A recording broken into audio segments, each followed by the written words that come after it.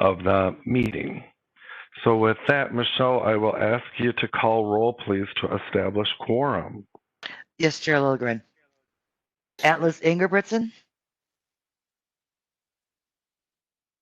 Atlas Ingebrigtsen.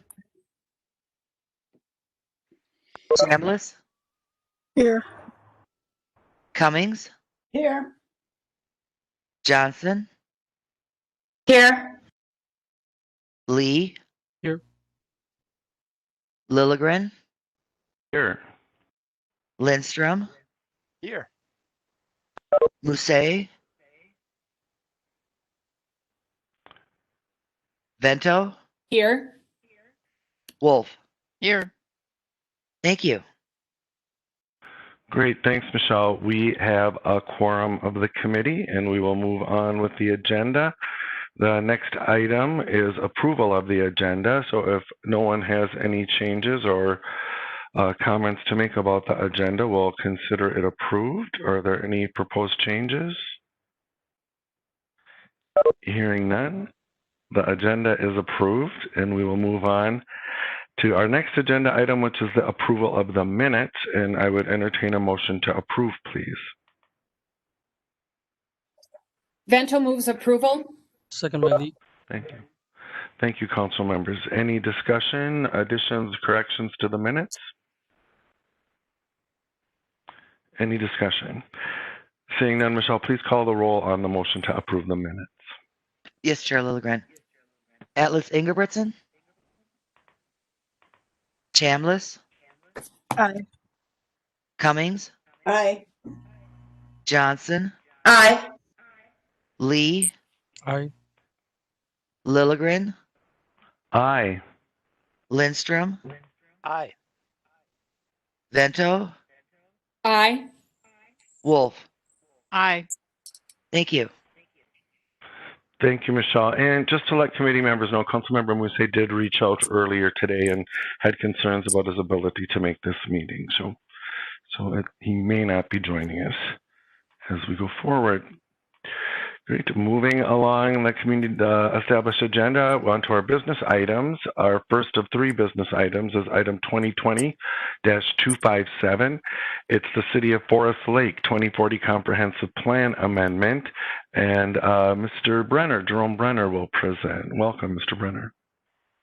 Thank you, Chair. Can you all hear me okay? Yes, we can. Wonderful. Good afternoon, Chair, council members. My name is Jerome Banner II, Senior Planner and Local Planning Assistant, here to present to you the Comprehensive Plan Amendment for Minnesota Lake Storage Facility in the City of Forest Lake. I'd like to mention that Donovan Hart, the city's zoning administrator, is here in the audience with whom we've been collaborating with throughout this process. Next slide, please. As shown in Figure 1 of your staff report, Thrive MSP 2040 designates the City of Forest Lake as an emerging suburban edge and diversified rural community. The area affected by the amendment is shown here in red along the western edge of the city, located in the emerging suburban edge area. Next slide, please. As shown here in Figure 2 of your staff report, this map shows the regional systems in relation to the amendment site.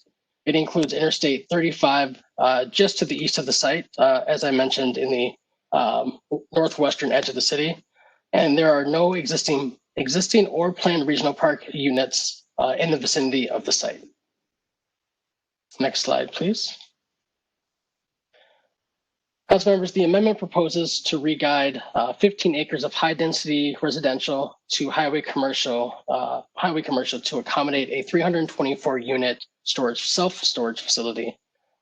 This property is located at the western edge of the city at 4470 220th Street. Next slide, please. Oh, here we are. My apologies. Here it looks like there's coming through here. Okay, next slide, please.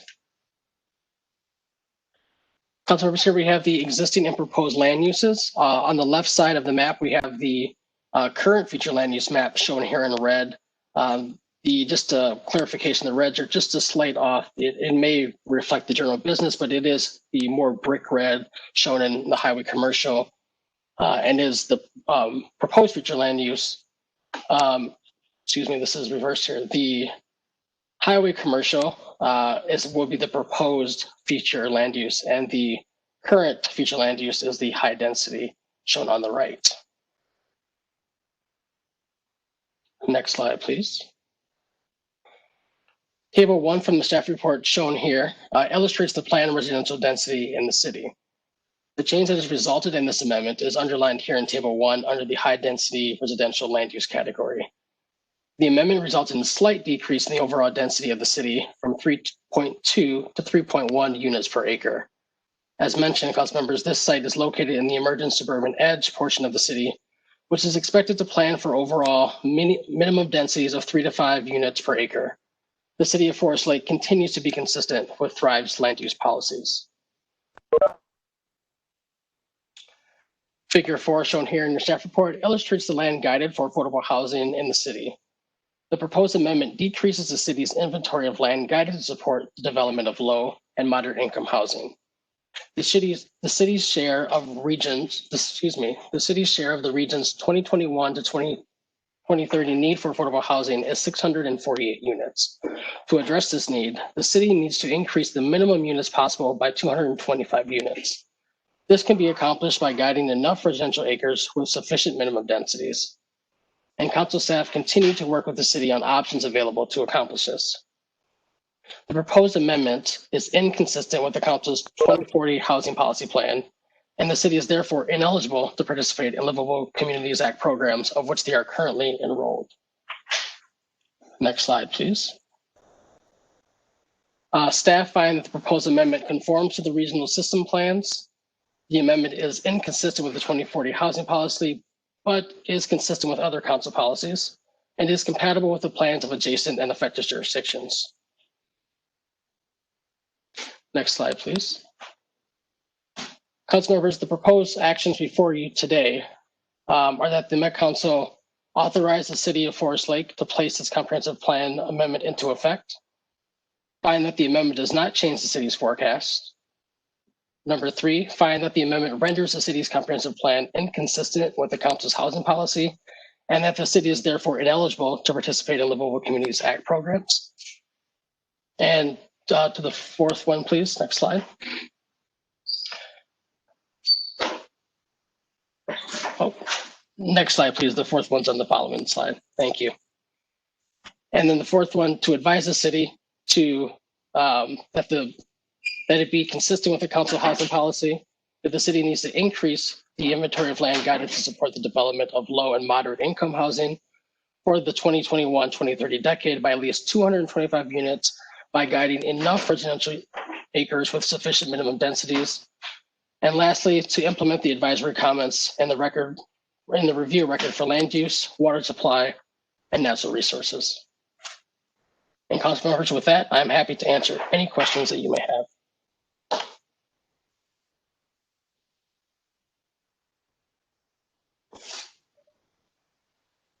Councilmember Chambliss has her hand up. Thank you. Councilmember Chambliss. Thank you, Chair. So I have a question on the response on them being inconsistent with council policy. Has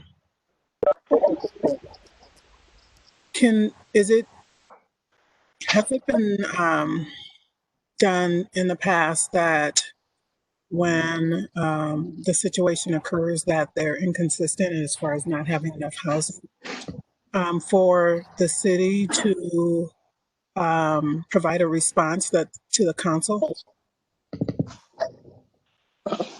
Mr. Chair, council members, Councilmember Chambliss, in my experience, I haven't seen that before, but it's possible that my Director Barajas can answer your question there.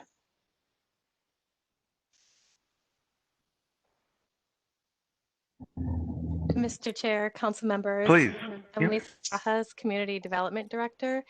I'm sorry, Councilmember Chambliss, you asked, I want to make sure I understand your question. You asked whether it was customary for a community to provide a response. Is that what you were asking? Yes, once the council deems that the city's comprehensive plan is has a portion that's inconsistent with the housing policy. And they've received that information from us. Can we request a response back from the city on whether or not they plan to work on meeting that in the future, or what their response is in general? Got it. Thank you, Councilmember Chambliss, for your clarification. Yes, oftentimes community, our staff are working with community staff with amendments through the process and alert them to that. So as noted in the staff report, in the housing section, I believe, or in the land use section, one section of the staff report, that council staff and city staff have talked about how future amendments would rectify this issue as a possibility.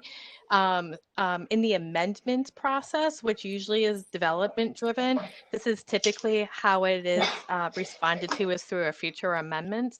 If we're reviewing a full comprehensive plan update, then there's often kind of a back and forth before we bringing the plan to you for your review before we get to that point, because of the broader big picture comprehensive planning process. But for amendments, it typically is development driven. So moving this forward and then finding a future amendment to rectify that if possible. Okay, Chair, if I might. Please. So given that changes would be amendment driven, would that amendment be initiated by developers, the city, the council, the staff? Who would initiate that process? Mr. Director Chair. Barajas. Thank you, Please. Mr. Chair, council members. The city could initiate a process that's entirely within their own purview to do that. They could do that through small area. They could do that through other things that they might be looking at within their comprehensive plan. And then there could be a development proposal that also changes their review or an amendment that they aren't already accounting for. So there's a number of different avenues. The only person who cannot, or the only entity who cannot initiate an amendment, is the Metropolitan Council.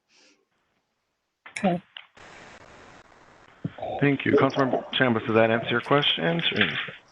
Oh, it certainly does. Can the Metropolitan Council request a response back, even if it's not an amendment? Director Barajas? Mr. Chair, council members, the action that you are taking is essentially the request to rectify. We're strongly encouraging the city to become consistent with the council's housing policy and doing that in that way. So that is the method of communication that is used, is through the official actions that you take. Perfect. Councilmember Well, thank you, Chair.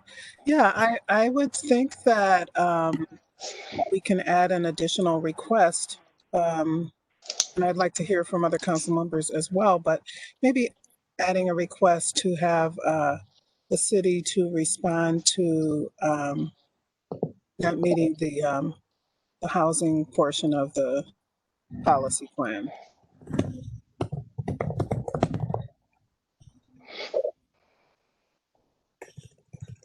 Okay, thank you, Councilmember.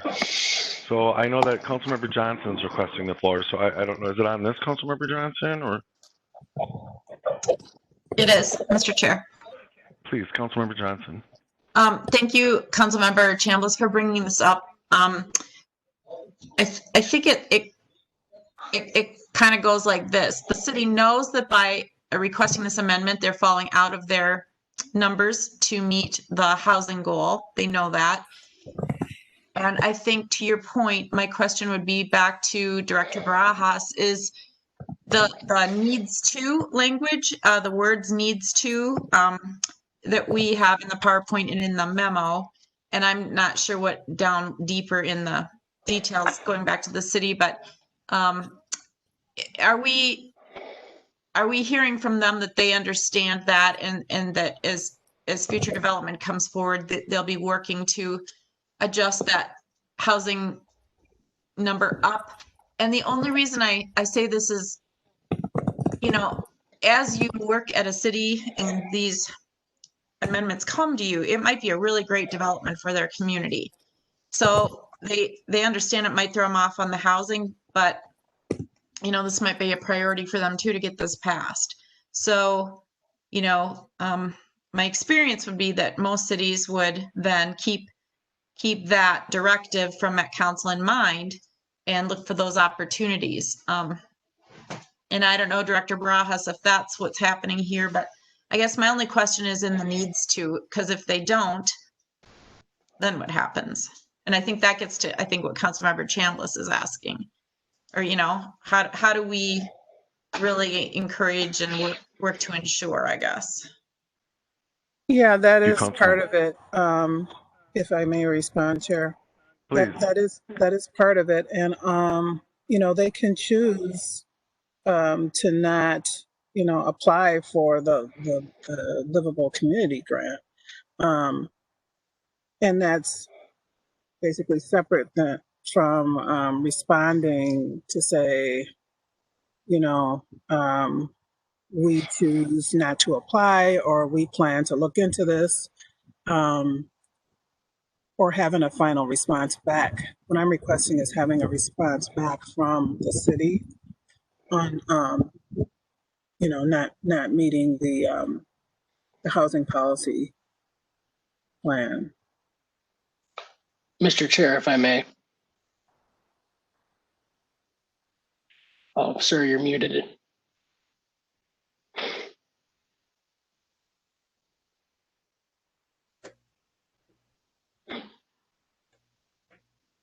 There we go. I do apologize. I've been on so many different meeting platforms today, and they sort of interfere with each other. Was that Mr. Benner? Is that who asked for the floor?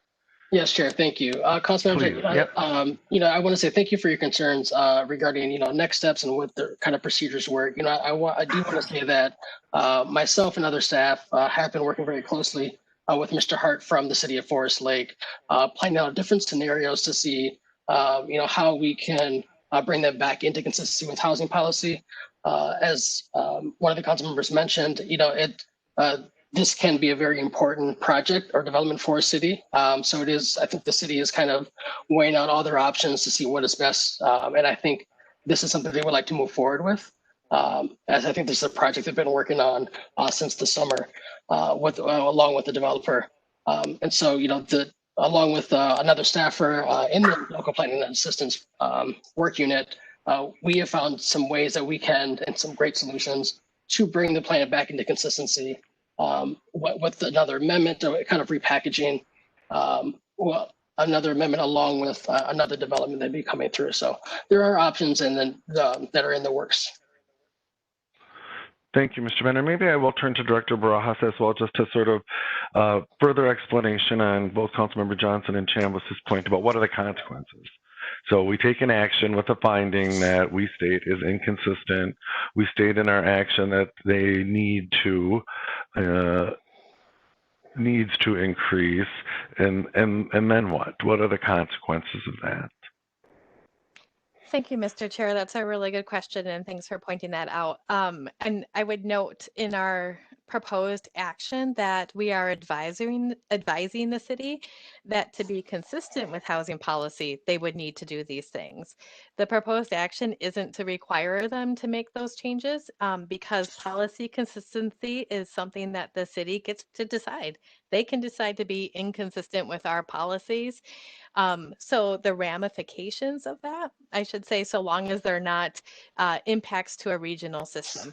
The ramifications of inconsistency with housing policy is the carrot that we have of Livable Communities Act program. So that's why you see that as a proposed action, that they would be ineligible to participate in those LCA programs. And then I just to add on to Jerome's point that once the plan is found to be consistent with that housing policy, then we would also find in a proposed action on that then that they would be they would be eligible to participate in Livable Communities Act programs again.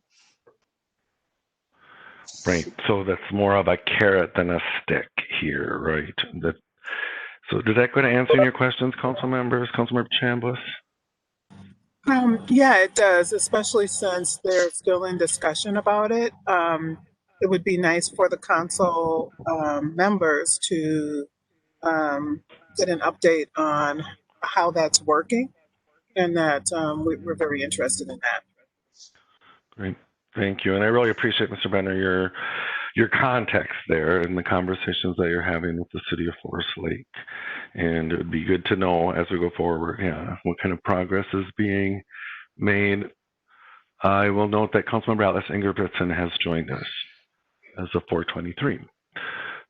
Who will further questions on that report? Mr. Chair, this is Councilmember Wolf. Yeah, Councilmember Wolf, please. I just wanted to comment on the question. I don't think we need to make any additional inquiries along beyond the normal communication with the city council or with the city. It may depend on where and how, because you've got to find a property owner that wants to cooperate with that. Right. And I mean, they know the rules. We're telling them what the rules are and how it's going to work, and they have to make their decision along with the property owners in the community and figure that out. Thank you, Councilmember. I would agree with that as well. Any further discussion? If not, I would entertain a motion to approve this item. Vento moves approval. Thank you, Councilmember. Is there a second? Both seconds. Thank you, Councilmember. Any discussion, further discussion?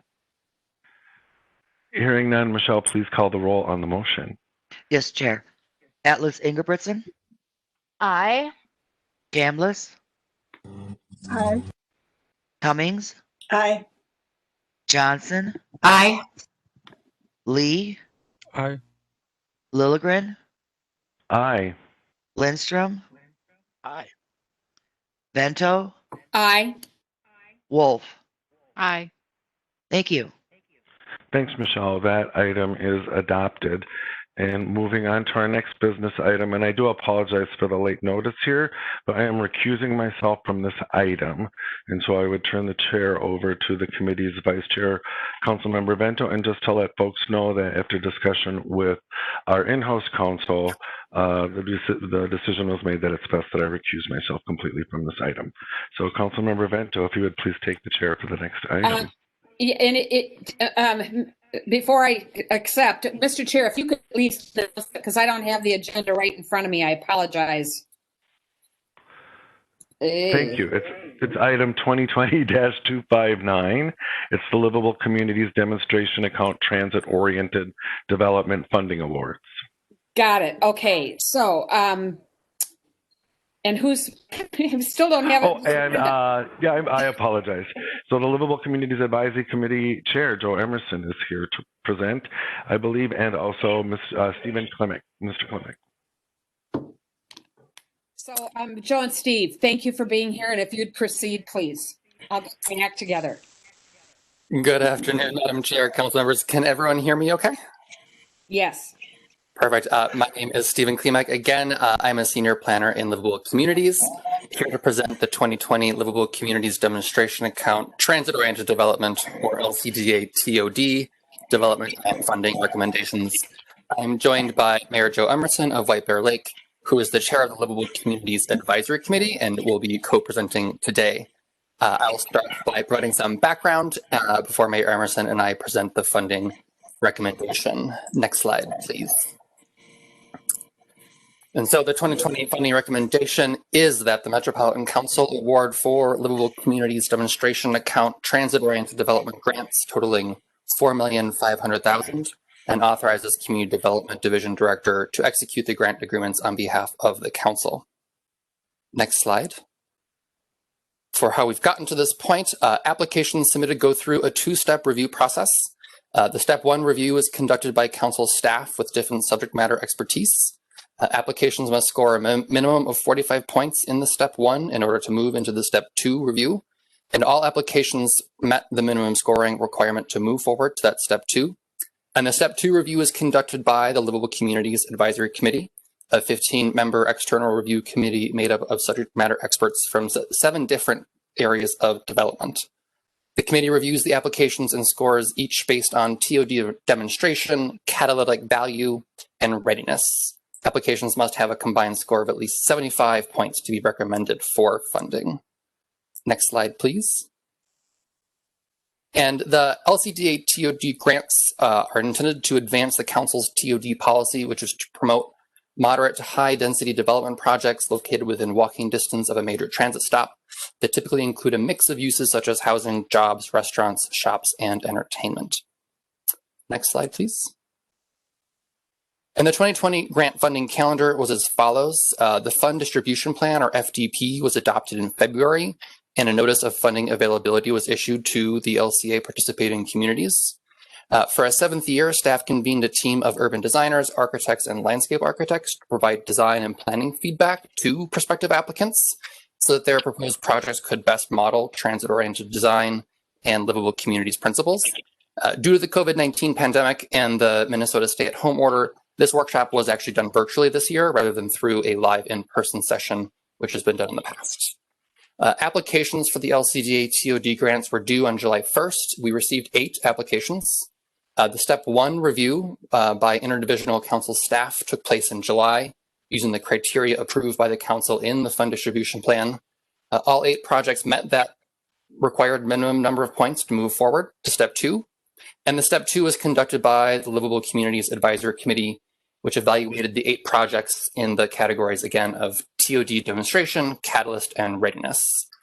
And today, the Livable Communities Advisory Committee is recommending funding for 4 of the 8 projects. The committee action today, if approved, would go before the full council on October 14th. Next slide, please. And for 2020, the council made $5 million available for the LCDA TOD program, with up to $500,000 of that available for pre-development grants between the spring and fall rounds, which leaves us with the $4.5 million for the LCDA TOD development grants. Next slide, please. And now I will turn it over to Mayor Emerson, provide the details of the 2020 funding recommendation before we share a summary of each project. Next slide, please, and Mayor Emerson. Thank you, Stephen. Good afternoon, community. Thank you for inviting us. We had 8 projects, and we did award 4. These are the recommendations we're moving forward today.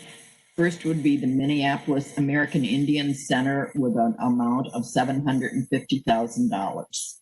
Second would be AGRA, which is also in Minneapolis, and they would be, we're suggesting $1,250,000.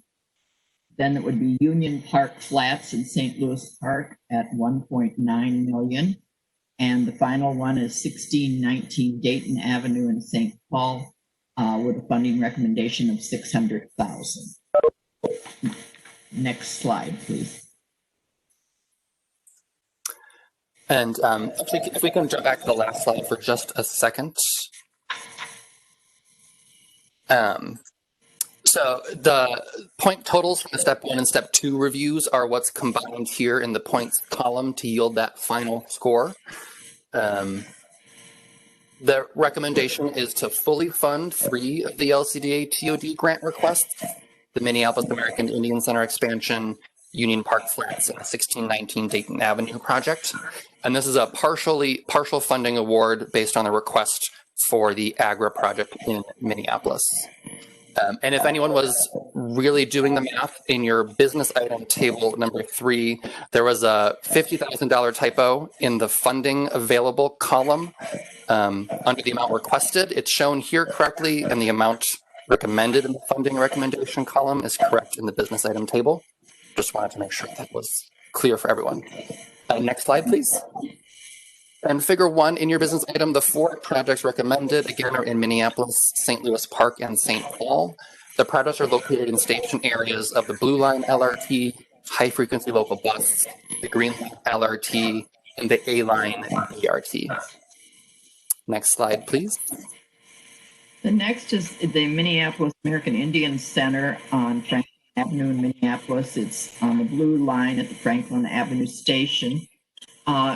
It will support increased transit and walkability. 45 full-time employment opportunities, expanded cultural programs for underserved population.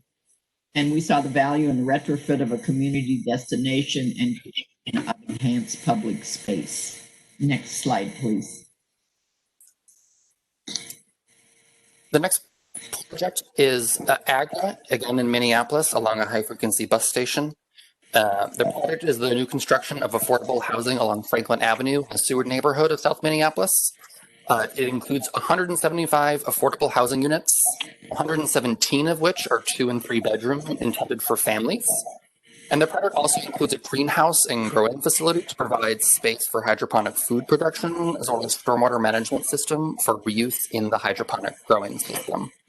The LCAC found value in the integration of that affordable family housing and urban food production, and the award for this would support site acquisition. Next slide, please. Next is Union Park Flats in St. Louis Park. It's on the Green Line at the Wooddale Station. It integrates 60 units of affordable supportive housing near a major transit center. The sustainability value in affordable housing meeting this SB 2030 standards, and the developer and church partnership may be replicated in other communities. Next slide, please. And for the project in the funding recommendation is 1619 Dayton Avenue in St. Paul, along the A line, Snelling and Dayton station area. It's the new construction of 97 housing units of workforce housing on an underutilized parking lot by PAC Properties. It's an example of infill development on underutilized land, producing a greater density of housing by implementing shared and reduced parking. And this project also plans to meet the SB 2030 sustainability standards. The award will support site preparation, stormwater, and public infrastructure.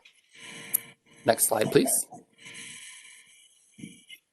And the expected outcomes of the 4 total projects being recommended for LCDA TOD funding are 332 new units of housing, 269 of which will be affordable, 57 new permanent jobs, and 673 temporary jobs, an overall net tax capacity increase of $474,725, and a total of $88.6 million of private investment being leveraged, and an additional $18.3 million of public investment leveraged. Next slide, please. And to conclude, the 2020 LCDA TOD funding recommendation is that the Metropolitan Council award 4 livable communities demonstration account transit-oriented development grants totaling $4,500,000, and 2, authorize its Community Development Division Director to execute the grant agreements on behalf of the Council. And with that, Mayor Emerson and I will be happy to take any questions. Committee members, any questions? Chair, this is Councilmember Atlas Ingebretson. Yes, Councilmember Atlas Ingebretson. Thank you. You were going on with such a great clip. I didn't want to ask this individually, but so it may be a bit of a taxing question to ask. But could you share what we know about the affordable housing rates? Are we talking all 60% or 30% or 50% or a mixture? Is there a way that we could understand that related to each of the projects? Madam Chair, percentage of AMI. Thank you. Absolutely. And I can follow up again with the details if I'm not getting this correctly by doing the quick glance at my spreadsheets. The Union Park Flats project in particular is an interesting example. It has both affordable and market rate units in it, but it uses income averaging to have all of the units sit below 60% AMI, which for us is the threshold where we would count a unit to be called affordable. It has 13 units below 30% and 29 units between 31 and 50%. Again, that's Union Park Flats in St. Louis Park. 1619 Dayton Avenue in St. Paul has 27 units under 30% AMI, 77 units between 31 and 50, and 68 units between 51 and 60. And Agra in Minneapolis has 18 units below 30% AMI, 70 units between 31 and 50% AMI, and 87 units between 51 and 60% AMI. So there's a range in all of them, from under 30 to close to 60. Does that Thank you. answer That your was question? very helpful. Yes, Great. and I like seeing housing in the attainable range, that 30 to 50% AMI, because that's really what we're in desperate need of. Thank you. Anyone, Council Member Cummings, please. Thank you, Madam Chair. Thank you, Mr. Klimek and Mayor Emerson. Nice to see you. I'm curious a little bit more about process. At what point are the projects that did not receive funding, when in the process are they notified that they did not make accepted into this grant program, and how much information is given to them about where perhaps they need to lift if they decide to reapply in the future? Yeah, Madam Chair, Councilmember, that's a great question. We notified applicants that weren't included in this funding recommendation once the Louisville Communities Advisory Committee made their final official recommendation to let them know that this was the recommendation, and as it was moving forward, they weren't currently included in it. Of course, if things were to change here or in the future, that it's not a done deal. We've offered any of our time to review the step 1 and the step 2 kind of points and feedback, particularly the kind of key comments from the Louisville Communities Advisory Committee, so that they could incorporate that if the project moves forward, if it lines up with future timing on this project or other projects that city might be submitting.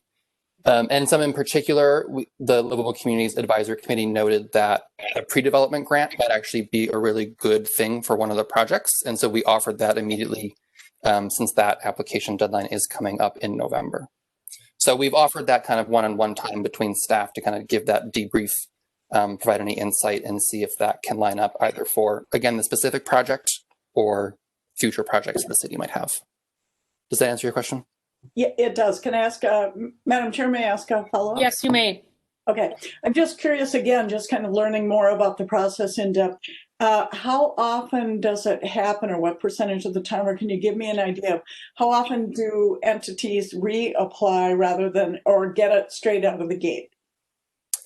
Madam Chair, Councilmember, that's a great question. This is my first round through, so I will give you my impression and let either Mayor Emerson or Lisa Verhaas give that more detail. We have, I think, seen some come in, 1 or 2. Sometimes they come back into the TOD program, and sometimes they might apply to the different LCDA program, or vice versa. Sometimes the projects just don't have the timing to line up again, but often the affordable housing projects do end up taking much longer, especially if they don't receive funding in a first round application with one of our programs. So we will see them come in again. Maybe 15%, 10% of the projects might come back. Mayor Emerson, Lisa, is there any? Well, I would say, since this is only my second year, Stephen and I are practicing this. 10% would seem like a reasonable amount to me. And it's for a variety of reasons, as he said, timing, et-cetera, or they come in, revamp the program, whatever. But I think the thing I would say too, the more we can get them to engage before they apply, I think for everybody concerned, it would be better if we could get them to do some pre-application, maybe make it mandatory instead of saying you can't do this, so that they have the opportunity to present the best program they can. Just my 2 cents. Thank you.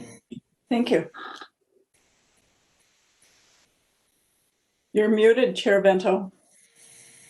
Councilmember Lee. So, thank you, Chair.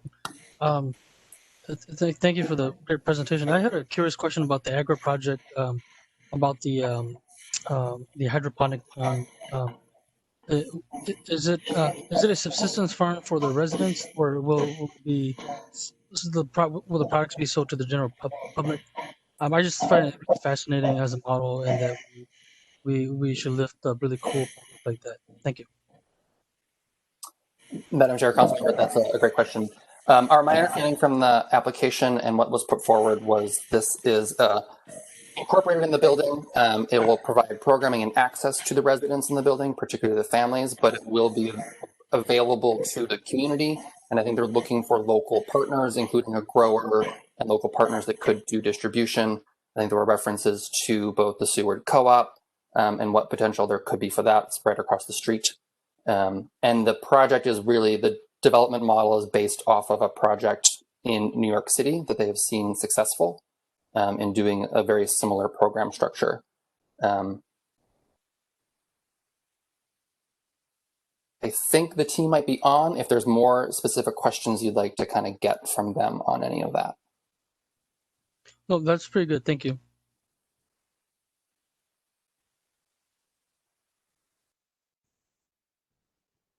Sorry, it's a rare moment when Sue Vento is muted, so I'm kind of going overtime. Councilmember Johnson. Thank you, Madam Chair. You know, as I look at the staff report, We've lost you, Johnson.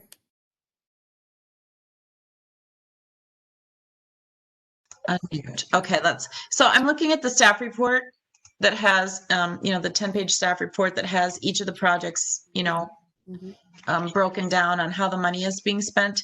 So a couple of things. First of all, I'm all for good things happening on these sites. So public art and, you know, I noticed some solar stuff and then the hydroponic. And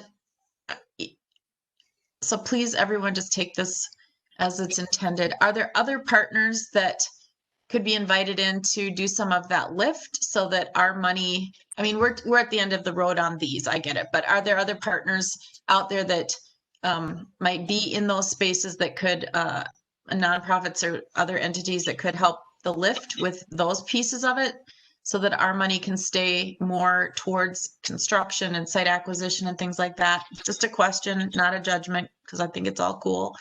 The other thing is, are any of these, I'm trying to understand again who the developers are on this, but is TIF being applied to any of this? Because I see in the project for the city of St. Paul, 1619 Dayton, you know, there's soil correction, you know, so the I'm just trying to, you know, my mindset on this is how do we, and I know you guys do this, but how do we make sure we're leveraging our dollars with other tools and other dollars to get the best impact we can with not enough dollars? That's where I'm trying to go on this. Who would like to answer? Steve or Mayor Emerson or somebody from the team? Just go ahead and respond. Sure. Thank you, Madam Chair, Councilmember. I believe, and I might invite the teams, if anyone is using TIF, to jump in. I'd have to look through again the details of the application, and I can follow up with you after this with the details. I believe 1619 Dayton Avenue may be using TIF. I do not believe any of the other projects are. That's one of the things we do ask. Steve, this is Claire Van Dyke. I'm representative of the development team for AGRA, and we do anticipate using TIF. We have not applied for TIF yet. In addition to TIF, we also are leveraging the Minneapolis Affordable Housing Trust Fund, and as we've also applied to Hennepin County, so a couple of different resources that we're looking for there. I could jump in as well, if that's okay. This is Abby Lucen. I'm with Project for Private Living. We're working on the Park Flats project, and we also are planning to use TIF from the city of St. Louis Park. I think that it was committed after the application date of this funding, so it may not have showed up as committed, but we do have a commitment from the city on that. Madam Chair, and thank you. I really appreciate that. So does that mean that with TIF being applied to the project post application, that the amount that you're requesting would not be necessary because you've got, I don't know what the but-for test was on your TIF application with the city, but again, when I see things that would under law fit a TIF, you know, submission, I love TIF as a tool, right? The but-for test, it's great, but and so instead of using our dollars, is there a way to capture that increment from the city, the school, and the county to work on those things that are line itemed in the project. Madam Chair, if I might, and then maybe let someone else jump in too. Great. I believe in particular for Union Park Flats and for Agra, the requests that we're getting in for, and they both include site acquisition, are both under what the total costs of acquisition are for them. And many of the other elements that Union Park Flats and others have, like public art or pieces, usually are not a kind of TIF potential expense. We have had conversations even in the LCDA program, which you'll hear from in a month, where different cities have different tests for what, if it's a blighted property or not, and if that's what qualifies it to be TIF eligible. We don't have any applications of that here, I don't think. But at the Hennepin County program, there are other funders that will support some of the other elements like photovoltaics, site acquisition, placemaking, and public art. I think they're few and far between, to be honest. And so what the Louisville Communities Advisory Committee is looking for that extra and what that project is really going to bring to the community that's going to make it come alive. And often those are some of the elements that they are evaluating. And I mean, for instance, the Agra project, the Louisville Communities Advisory Committee found a lot of value and some interest in that hydroponic system. They're not requesting funding for the hydroponic system. What they're really requesting funding for is that site acquisition, because it's actually very early in its process. Many of our other projects are much farther along. Madam Chair, just to follow up. So the Agra project, I mean, I guess I was looking at as an example, the 1619 Dayton Avenue project, because soil correction, that's a no-brainer in my mind, right? Some of those things. And I won't belabor this, but I think what I would like to know is, and maybe it's just me, but if there are tools like that are being used that can offset those dollars that we've got in the pot to make it either go further on the project or spill over into other projects, I'd just like to know that, because when you apply, it's a finite moment in time, and I'm sure your spreadsheet is huge, but I don't get to see that, and so I guess I'm just again trying to be mindful that there are always more worthy projects than we can fund. And whenever communities can really use those tools to help really leverage future tax capacity against those projects, especially when they're coming forward to us, I really want to see that. And affordable housing is absolutely allowed under state law, and the but-for tests are pretty clear. Maybe there's some local interpretation, but I think it's threading a thread through a very small needle because of the legislature being so particular about it. So that's just one thing going forward that from this committee, I'd like to just know that community has also put forward the tools that they've got to the best of their ability. And so when I see things that would qualify probably for TIF, I'll probably want to ask. So maybe just if there is TIF in on it, or we get TIF on it, if you can just mention what local tools were used, I'd like to see that. So thank you for putting up with me. And these are all great projects. Just want to be clear on that too. Madam Chair, if I can add one thing, I think in some cases, the money coming from us helps them secure other financing. I mean, if other things start to fall into place, or they're applied for something and they're maybe waiting to see if they're going to get money from the Met Council. So I think what you're saying, Commissioner Johnson, is totally very important. But I think in some cases we are the impetus that gets the project moving further down the road. So that's another way to look at it too. Yes, and Madam Chair, Mayor, first of all, Mayor, thank you for your dedicated service on many, many levels. I think you're so awesome. And I do totally acknowledge that. In fact, having been in 20 some years in government, knowing that first money in helps unlock other money for sure. But again, knowing what tools cities have, I'd love to see when they can put those tools on the table and get them working too. So thank you for everything. I appreciate your responses tonight too. Great. Excellent. Other questions or comments? Chair Pinto, if I may. Yes, Councilmember Chambliss. Vice Chair Minto, sorry. So I appreciate Judy's questions about looking at how we can maximize resources, and Obviously, timing is one consideration, and as the mayor said, getting funding approved by the Metropolitan Council might make it easier for them to get the remaining funding. And then the other aspect is just knowing if, the city is wanting to get additional funding, if what we're offering is not enough, or if there are other, a lot of times when you apply for funding, you get a question, are you intending to seek other funding, other eligible funding? So that information can oftentimes be useful to a funding source like the Metropolitan Council, I think. Anyone else? Other questions, comments? Seeing and hearing no one indicating a desire to speak, is there a motion to approve the recommendations presented by Mayor Emerson and Steve? Moved by Lee. Moved by Lee, second? Second by Cummings. Second by Cummings. No further discussion. Michelle, will you take the vote, please? Yes, Chair Vento. Atlas Ingebrigtsen, Aye. Chambliss, Aye. Cummings, Aye. Johnson, Aye. Lee, Aye.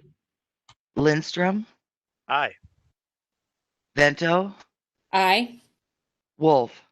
Aye. Thank you. The motion carries. Thank you both for your presentation. Thank you to the folks representing the various projects, and I will now turn the gavel over to Chair Lilligren. Thank you, Councilmember Vento, and my apologies for just dropping that on you so last minute. I knew this item was coming, and it snuck up on me. So thank you so much for stepping in. So moving on our business agenda, item 2020-260. It's Ramsey and Washington County Parks and Trails Legacy Signature Authorization, and Nicole Clapp will present on this, please. Welcome, Nicole. Thank you. Can everyone hear me okay? Yes, we can. All right, Mr. Chair and committee members, as was mentioned, my name is Nicole Clapp. I'm the Senior Grants Administrator for Regional Parks and Community Development.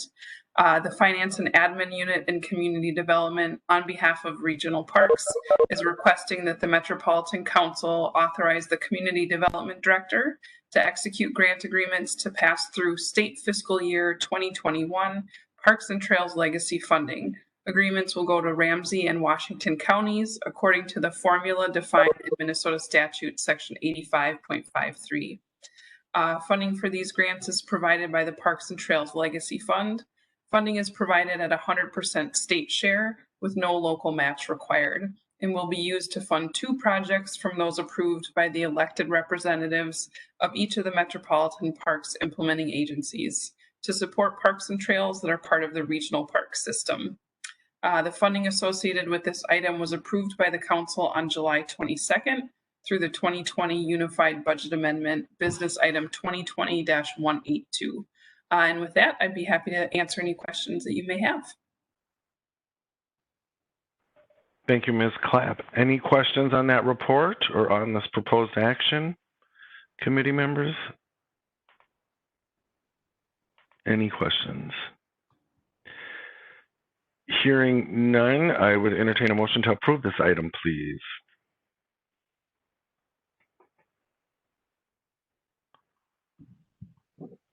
Lindstrom moves. Thank you, sir. And is there a second? Second by Lee. Thank you, council members. Discussion on that motion? Any discussion? Hearing none, Michelle, please call the roll on the motion. Yes, Chair Lilligren. Atlas Ingebrigtsen, Aye.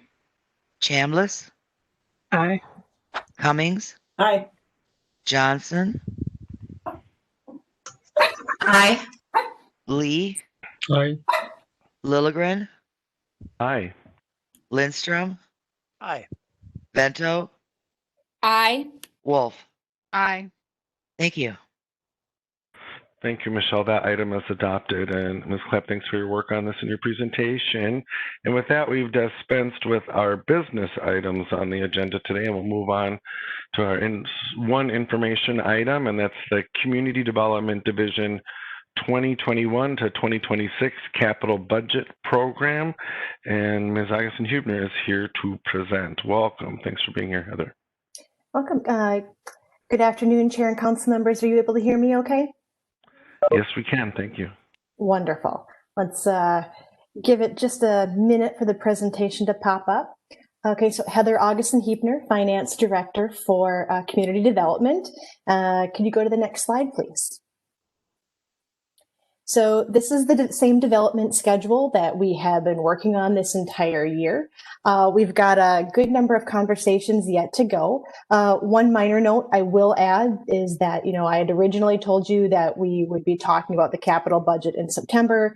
We did change that to October just to better align with the overall council presentation and how budget amendments hit. So if you're wondering why the timeline shift, that was the minor change that we had. Next slide, please. So for today, we're going to provide a brief overview of the capital budget, and then I'll walk you through the Family Affordable Housing Program and the Parks proposed capital programs. Next slide, please. So thanks again for your ongoing feedback during our budget conversations. We're going to continue to use your feedback to frame our budget conversations, and I welcome ongoing feedback of how to make these presentations more helpful for all of you. I'm also happy to come back to the entire committee or have one-on-one conversations with you. So please keep providing the feedback and let us know what you're looking for. You will see nearly all of the framing bullets covered in one way or another in today's presentation, with the exception of the providing disaggregated data that just doesn't really fit with this presentation, but a lot of the work that went before and after this will include that. We're also continuing to take a really close look at our current forecasts, our future forecasts, what's going on at the legislature, what's going on at the federal level. We're monitoring your conversations you're having about 21 council targeted initiatives. So I'm just going to keep showing this slide to make sure that, kind of as a nice check for all of us that I'm talking about the right things, and to continue to provide you the opportunity to adjust these presentations if they're not quite hitting the mark for you. Next slide, please. So before we get into the program details, I just want to do a really quick refresh of some terms that I'm going to use throughout the night. Our capital program is a multi-year plan that represents authorized and planned projects. The current capital program is 2020 to 2025, and that's what you approved last year. It's a living, breathing document, and it's continually updated through our budget amendment process as we move items from the plan to the authorized.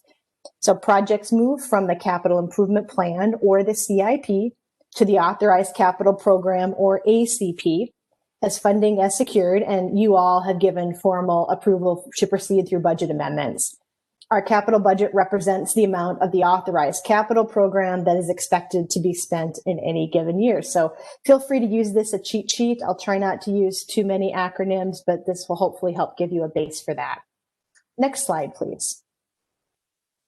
So we're going to start talking first about council-owned housing units, and that's formally referred to as the Family Affordable Housing Program. So if you hear me talking about our housing program, this is specifically what I'm referring to. Next slide, please. So Terry Smith, the Metro HRA Director, provided a full presentation of the Family Affordable Housing Program at the September 3rd, 2019 CDC meeting.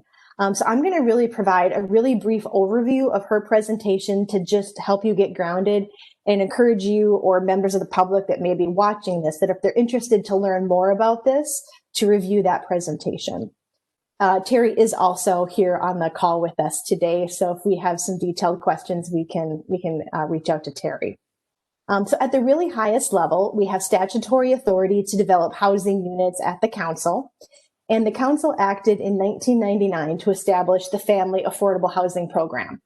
The council purchased 150 units, housing units, and we still operate those same units today. Next slide, please. So this slide highlights some of the major milestones for the Family Affordable Housing Program. I'm not going to read all of these, but I just really put these up here to let you know that we do have a pretty long history with this program, and it really started out of the Holman Consent Decree. So since the program inception, our housing units have been managed by a property management company, and we have funded routine maintenance, and the homes are generally in pretty good condition. Our homes are getting older, and we've been trying to move towards developing a more formal long-range asset management approach.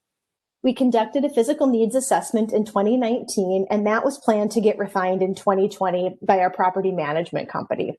That wasn't possible due to COVID, so we've delayed that until social distancing isn't required anymore.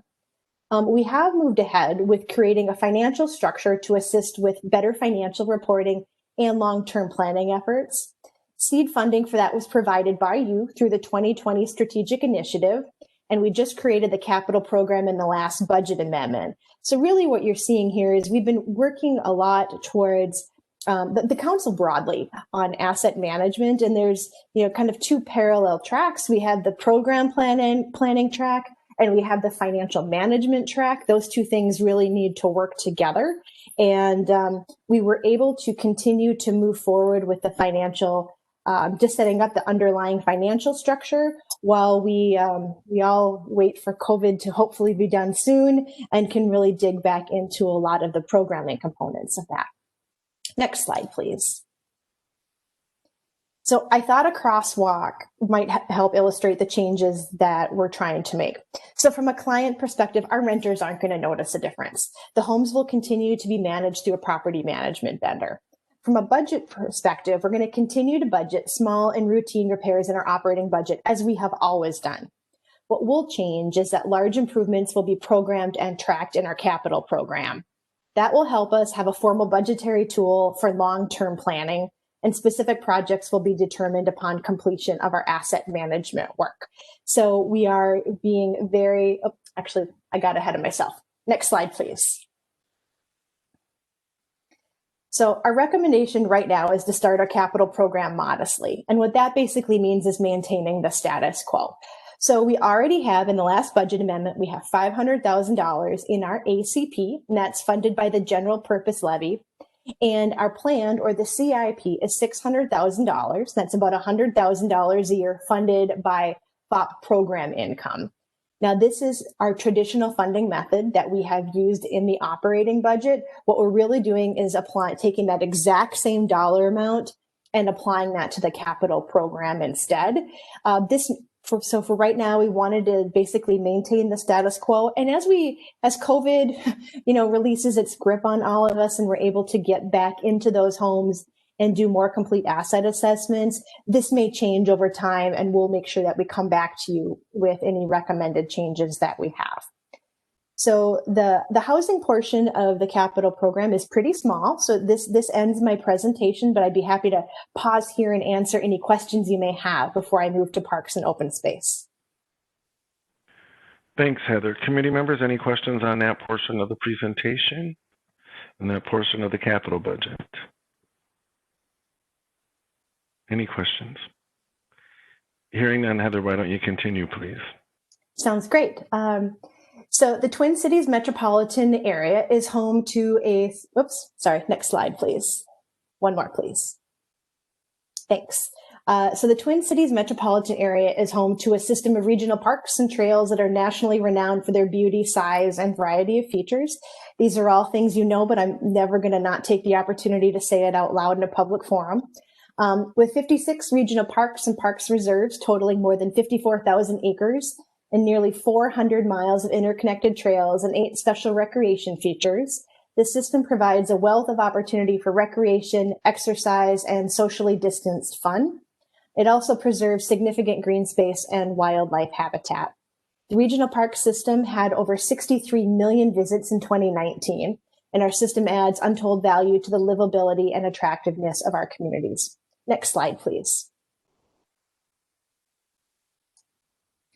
There are a lot of, and I'm going to pause for 1 minute. I'm sorry, this is the working from home. I've got the sunset going in my eye, so I'm going to pause, pull a shade, and I will be right back.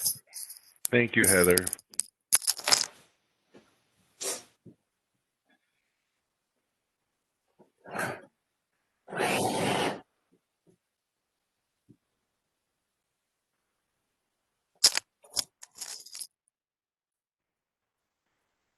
Okay, I'm sorry for that delay. It was just getting awfully hard to see the computer screen.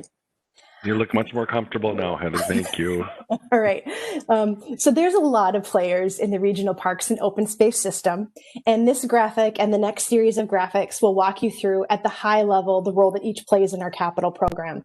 I walked you through these last year, and I heard some feedback during the operating presentation that some refreshers were helpful. So I've included them again this year, and we'll look to your feedback to see if this is something that's helpful for me to repeat on an annual cycle, or everybody's solid with this, and I should just leave it out for the next year. But the state of Minnesota, the Metropolitan Council, and parks implementing agencies are all impacted by a number of pressures. These include those arrows on the outside. That's legislative action, economic and environmental factors, and regional needs and outcomes. Next slide, please. So the state of Minnesota plays several roles. For the sake of time today, we're going to focus at about that 100,000 foot level.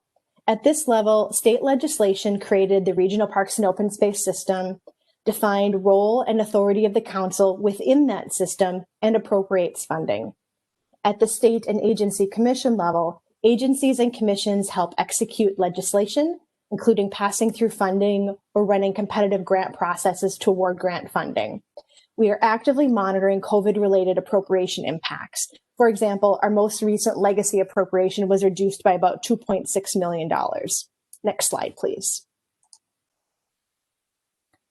Under state law, so now we're going to move to the regional level at the council. So under state law, the council is charged with overseeing the acquisition and development of regional parks and trails.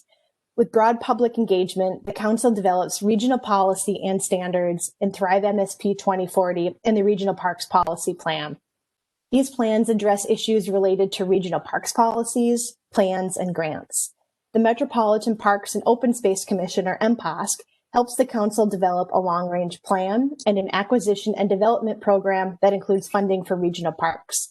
We review Parks and Trails master plans for conformity with regional policy, ensure all projects funded in our capital program are in an approved master plan, and serve as a fiscal agent to ensure funds are expended in line with various program and funding source requirements. Next slide, please. The parks are operated by partnering cities, counties, and special districts, and each have their own governing boards. Implementing agencies lead regional park and master trail planning, including public engagement. They operate and work to acquire and develop land for regional parks and trails. They also protect and conserve natural resources to provide outdoor recreation for public enjoyment. Next slide, please. So when you put the entire system together, a capital project life cycle looks a little like this. The cycle is ongoing, but let's start with about that 1 o'clock position. All projects funded through our capital program, except for legislative earmarks, align with Thrive MSP 2040 and the Regional Parks Policy Plans adopted by the Council. These documents set the stage for project development at the regional level and are the county's primary responsibility to set regional guidelines and engage with, it's the council's primary opportunity to set regional guidelines and engage with the public. These plans also lay out engagement standards for master planning, and that happens at about the 5 o'clock position. Parks implementing agencies take the lead at about 5 o'clock. They engage with the public to develop master plans and develop specific capital projects, which are prioritized and included in their agency capital improvement plans. The council also has capital improvement plans, and we develop our capital improvement plans at the program level, and I'll talk about what that means more on the next slide. Once funding is secured at about the 7 o'clock position, it is brought into the council's authorized capital program through a budget amendment at about the 8 o'clock position. Funding is then passed through to regional parks implementing agencies through grant agreements. All projects funded with the council's ACP conform to the Regional Park Policy Plan and are in an agency master plan. The cycle is rounded out through performance measurement, through things like grant monitoring, reports to the state, semi-annual reports that the agencies provide to us, and just ongoing monthly engagement with them. That takes the report of various reports and data submissions. The council, in partnership with the regional parks implementing agencies, work together to advance equitable use of the regional park system throughout this cycle.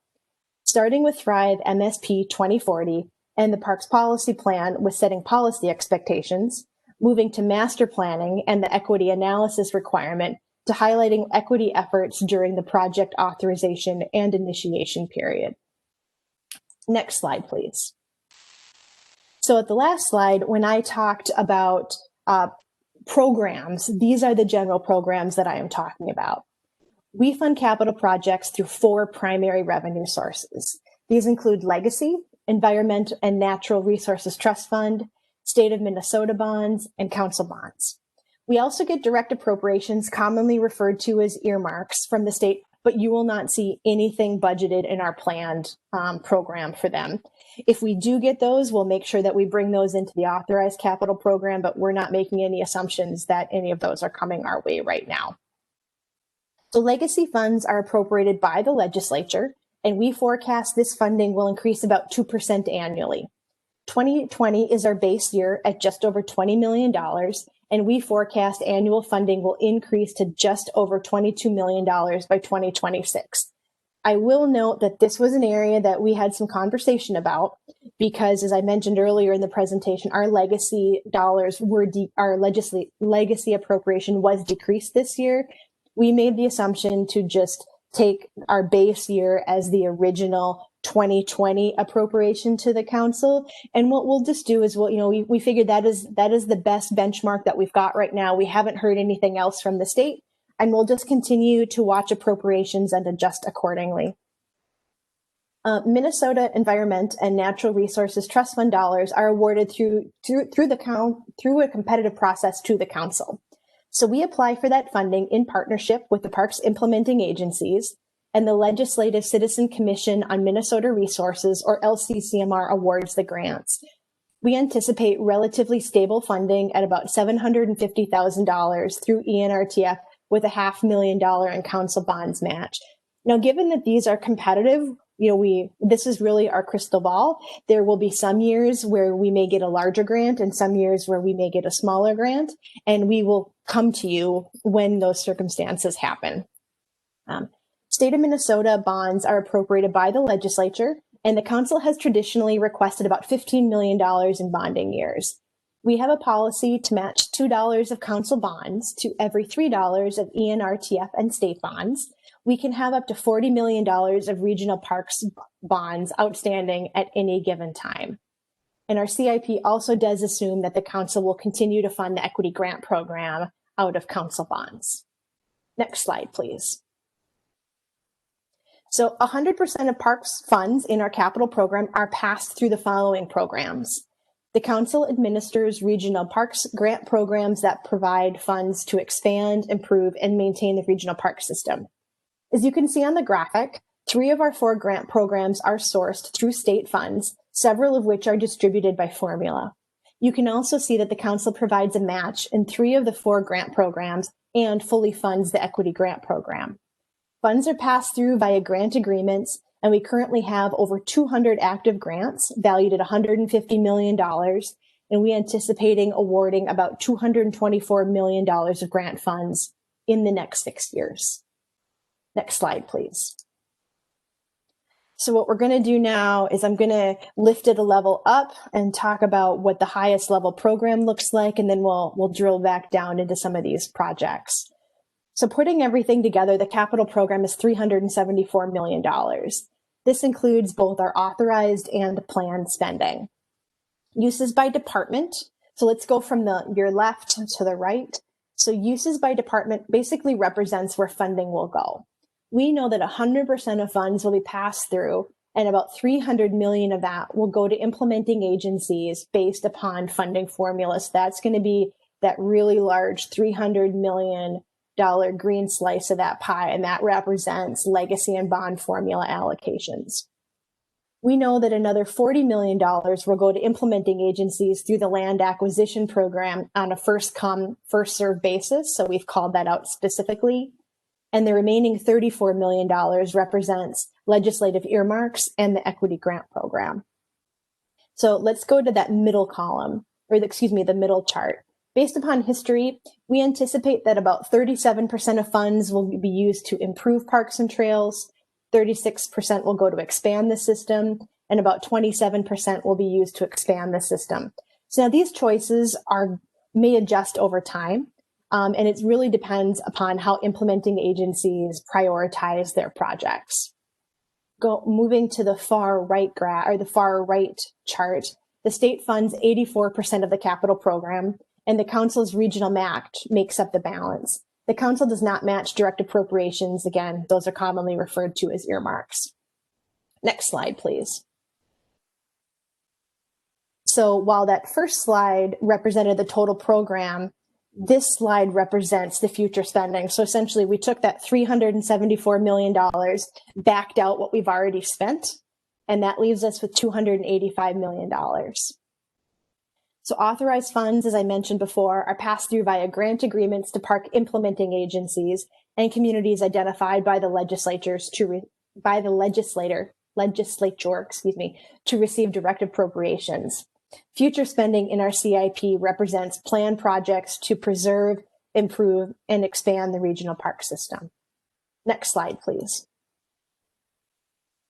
So as a reminder from last year, what we do when we build our capital program is we start from the base of the previous year and really just add on an extra year. So a lot of what you're seeing in this CIP was approved in last year's budget. So what I'm going to do is call out any changes that we have made from the 2020 to 2025 CIP.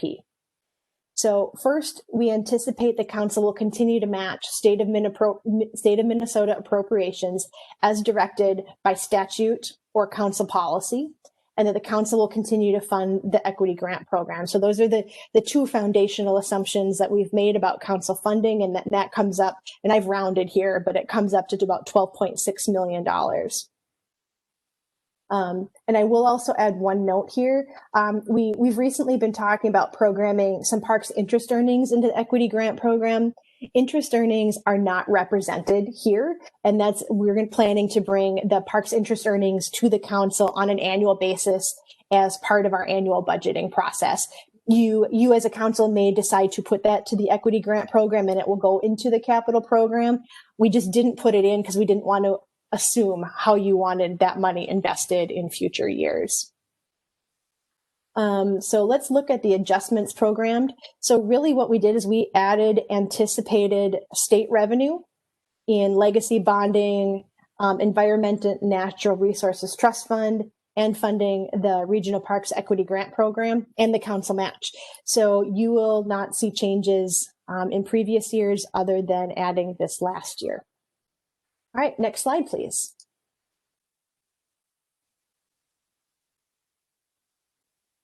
So the council serves as the fiscal agent to distribute legacy and bond dollars in support of the Metropolitan Regional Park System. So as a reminder, legacy funds are allocated to each park implementing agency in according to a formula set in state statute, and bond dollars are allocated based on a formula in the Regional Parks Policy Plan. So we have about $48 million remaining to spend on currently authorized projects and $192 million that are planned. Planned dollars are budgeted at the program level, and in this case, by anticipated implementing agency share of state bonding and legacy dollars.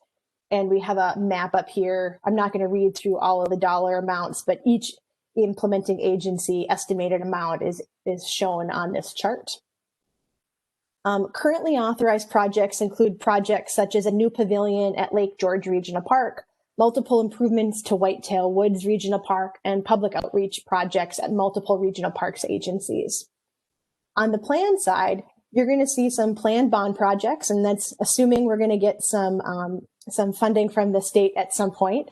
And we also have a new list of about 50 proposed legacy projects to help maintain and improve the regional parks. 77% of the planned legacy project submissions have an equity component. That's 37 of 48 projects. Agency projects are identified and prioritized by local governing boards, and the council ensures conformity with regional policy and that projects are in a master approved plan.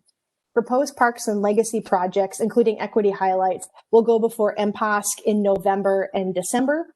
And projects range from construction of trails and fishing piers to ADA improvements at existing facilities. So right now, what you're going to see in our CIP is an allocation of dollar amounts per implementing agency. And then usually, about a year or two out, we start finalizing what those projects are going to look like, review them to make sure that they are in conformity with the Regional Parks Policy Plan and Thrive MSP 2040, and we'll do equity analysis reviews, and then they'll be shared with MPOSC and then back with the council. So you won't have seen a lot of the projects in the CIP just because a lot of that work is actively happening right now, and you've already seen some of the bond projects. So next slide, please. This slide summarizes future land acquisition spending. We have about $2 million left to spend on authorized projects and plan on a $29 million in new land acquisition projects. As we discussed earlier, land acquisition projects are funded by ENRTF, Parks and Trails Legacy Funds, and a council match. And I don't believe I've said this before, but in the annual or in the legacy appropriations, there is a 10% set aside of the legacy dollars that are specifically programmed for land acquisition, and the council matches that 10%. ENRTF is a competitive grant process through the state. Again, so some years we hope to get the money all years, but that is certainly some years we're more successful with that than others. And again, our award may go higher, it may go lower, and we'll make sure to just stay in contact with you as those changes happen. Next slide, please. Our other category of about $14 million includes direct appropriations from the legislature and then our equity grant program. The map you see is the Lake Links Trail around White Bear Lake. Some portions of this trail are part of the regional trail network and others are local trails. The council is passing funds through to Ramsey County, Mahtomedi, White Bear Township, and the city of White Bear Lake for this project.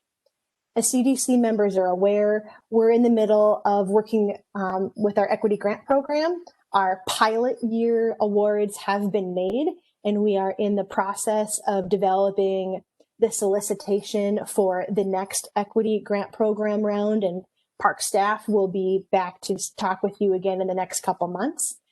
And we're really excited to see what's going to be developed and what we can bring to you later this fall. And we anticipate, I believe, that those grants will actually be awarded in 2021. And next slide, please. And that ends my formal comments. I'd be happy to answer any questions that you may have. Thank you, Heather, for that presentation. Committee members, questions on this report or the capital budget? I can't. Councilmember Chambliss. Thank you, Chair, and thank you, Heather, for this very thorough presentation. I have a question, and it's related to the equity grants and the use of the interest. You mentioned that the council can decide whether or not they want to allocate that funding, the excess interest, to the equity programs, if I understand correctly. And my question is, would we make that decision during the final budget approval process, or when would we make the decision of how we want to use that interest? Mr. Chair, council members, so I believe the investment, so every year we're proposing that we bring our audited financials of how much interest earnings we have in the bank. And that's essentially that 1.4 million that the council acted on through a budget amendment to bring into the process for this year's equity grant program. So what I imagine would happen is we would go, let our audit get closed next year, and then we'd be able to start that conversation with you kind of mid to late summer of being able to lay out for you, this is what the interest earnings are. How would you like us to program it this year? So we could bring interest earnings in either through a budget amendment or formal council adoption, but we have already programmed essentially the dollars that they are there to program right now. Chair. Councilmember Chambers, yeah. I think Councilmember Chambers has another question. Yes, thank you. So what I'm hearing is that 1.4 million, that's what we did. We had an amendment to pass that money through, that interest earnings through. And then when we, after the audit, we would do the same thing around mid to late summer, if that's what we choose. Chair, council members, that's correct. That the dollars that you just brought in through the budget amendment were represented in this presentation in the ACP. So we are already assumed, or that is represented as the authorized portion of this capital presentation. And it was the additional interest. Chair, council member, yes. Thank you so much. Thank you, Councilmember Chambers. Councilmember Atlas Ingebretson, was that you that was weighing in? Please. I just also want to remind folks about the relationship that we have with the Metropolitan Parks and Open Space Commission. Our decisions are our role in the statute is that what we do is in partnership with the commission and the implementing agencies. So I just want to remind folks of that, that we are partners in the stewardship of these funds. And sure, it is true that if we decided to ignore their guidance and discussion, we could choose to take an action that's not in reflection, but I would argue that that's not what the state statute calls us to do. So I just want to help remind people of the uniqueness that we have a few commissions that are a part of our body officially by state statute, and this is one of them. Thank you for that reminder, Councilmember Atlas Ingebretson. Further questions or discussions on this report? Any further questions? Last chance, further questions? Hearing none, Ms. or Heather, thanks so much for your work and your team. This is a ton of work. Appreciate the education. I think now that we've been through this a couple of times, it's starting to connect a lot of dots, at least for me, and I'm guessing other committee members as well. So we have no action related to this, correct? So, so thanks again, Heather, to you and your team. Yep, thank you, Chair, council members. If you have any follow-up questions, feel free to send me an email, give me a call. I'm happy to walk you through if you have any questions after tonight. Thank you, Heather. I'm guessing people will follow up with questions. So cool. And that was the final item on our agenda, committee members. Anything before we adjourn? Director Barajas, anything? No, Mr. Chair, I don't have anything else. Thank you. Great, thanks. And Michelle, anything you need from us? Oh, good, thank you. Great. Okay, seeing no further business before this committee, we're adjourned. Thank you, everyone. Thank you. Enjoy your evening. Thank